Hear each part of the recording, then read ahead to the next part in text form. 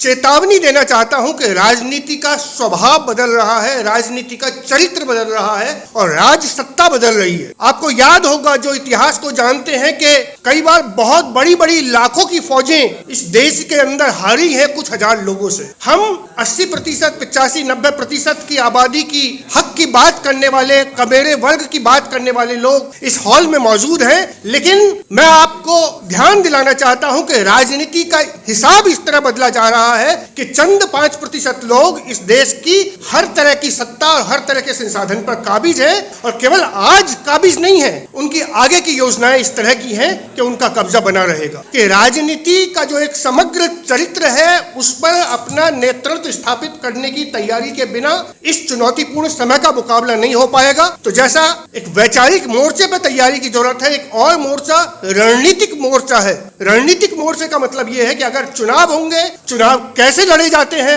आप जानते हैं कि 90% आबादी की बात करने वाले लोग 40%, 35% पर सिमट जा रहे हैं, और 10% मनुवादियों की बात करने वाले लोग 40% वोट पर कब्जा ले रहे हैं। तो केवल ईवीएम ही हैक नहीं हो रही हैं, उन्होंने दिमागों पर कब्जा कर लिया है, यूनिवर्सिटीज पर कब्जा कर लिया है, हर उस जगह को लूटा जा रहा है जो कि आम लोगों के लिए एक खुशहाली की बात कर सकते हैं। तो मैं केवल ये कह रहा हूं, आज पूरे देश के अंदर सामाजिक न्याय का सवाल वापिस आया है, तो वो समाजवादी पार्टियों की कमजोरी का एक मंडल की लड़ाई के बीच जो उतार का दौर था, आज फिर से वो अगर एजेंडा वापिस आया है तो उसमें ओबीसी महासभा और उसकी समर्थक ताकतों का योगदान है।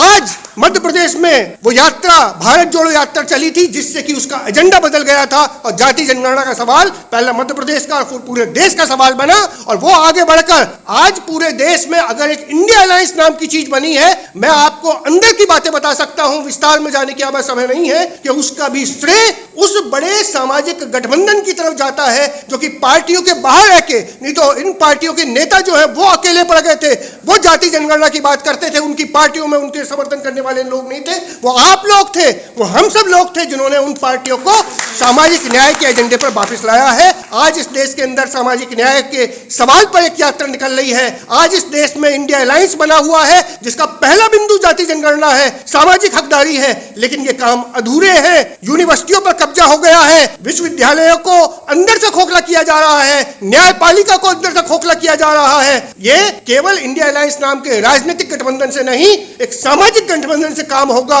और सामाजिक गठबंधन से रणनीतिक तरीके से काम होगा, स्ट्रेटेजिक तरीके से काम होगा। आप में से बैठा हुआ हर व्यक्ति यहाँ पर लीडर है, केवल लक्ष्मण यादव ही नहीं, आप में से हर कोई जो है कोई ना कोई हुनर में एक उस्ताद है। तो हम अपने अंदर की नेतृत्व की क्षमता को ध्यान में रखते हुए एक बड़ी जिम्मेदारी के लिए तैयार हो, और यहाँ संकल्प को करें कि आज से 100 साल पहले भी बहुत मुश्किल स्थितियों में अगर बाबा साहब अम्बेडकर हुए, हमारे वक्त हमें बहुत सहूलियत देता है, हम लोग लड़ेंगे और जीतेंगे, सामाजिक न्याय का परचम मजबूत होगा। जिंदाबाद जिंदाबाद जिंदाबाद।